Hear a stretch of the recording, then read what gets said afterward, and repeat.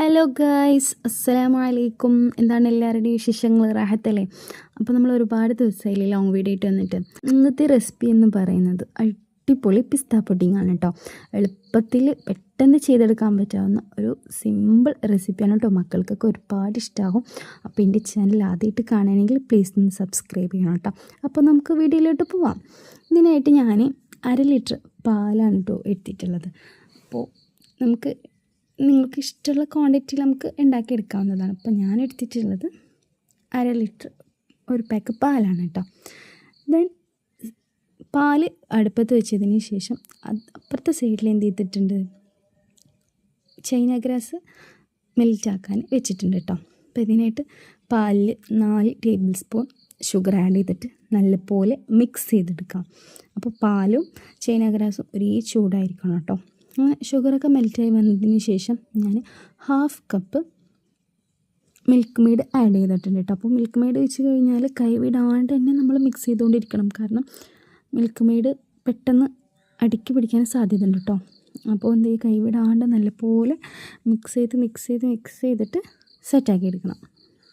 സെറ്റായി വന്നതിന് ശേഷം എന്ത് ചെയ്തിട്ടുണ്ട്, ഞാൻ ടൈഗറിൻ്റെ പിസ്തയുടെ കളറാണ് കേട്ടോ ആഡ് ചെയ്തിട്ടുള്ളത്. അതൊരു 3 ഡ്രോപ്സ് ആഡ് ചെയ്ത് കൊടുക്കുക കേട്ടോ. 3 ഡ്രോപ്സ് ആഡ് ചെയ്ത് കൊടുത്തിട്ട് നല്ലപോലെ മിക്സായി കഴിഞ്ഞാൽ നല്ലൊരു ഗ്രീനിഷ് കളർ ഇട്ടില്ലേ, നല്ല ഭംഗിയാണ് കാണാനായിട്ട്. ദെൻ എന്ത് ചെയ്യുക, നമുക്ക് മെൽറ്റ് ചെയ്ത് വെച്ച ചൈന ഗ്രാസ് ഇതിലോട്ട് ആഡ് ചെയ്ത് കൊടുക്കാം. അങ്ങനെ ആഡ് ചെയ്തിട്ട് ജസ്റ്റ് ഒന്ന് മിക്സ് ചെയ്ത് കൊടുക്കണം കേട്ടോ.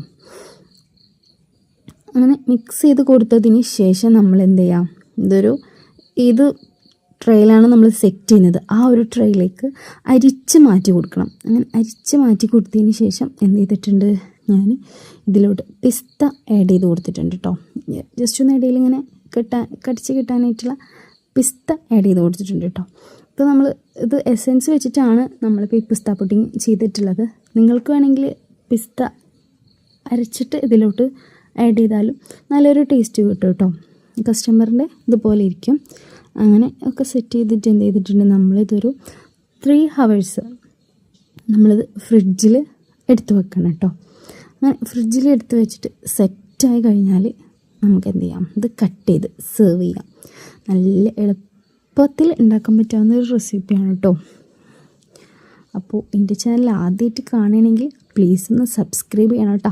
ആ ബെൽ ബട്ടൺ ഒന്ന് ഇനാബിളും കൂടി ചെയ്താൽ ഞാനിടുന്ന വീഡിയോസ് കറക്റ്റായിട്ട് നോട്ടിഫിക്കേഷൻ നിങ്ങൾക്ക് ലഭിക്കുന്നതാണ് കേട്ടോ. അപ്പോൾ നമുക്ക് നെക്സ്റ്റ് വീഡിയോയിലോട്ട് വരാം. അപ്പോൾ അതുവരെയ്ക്കും എല്ലാവർക്കും ബൈ.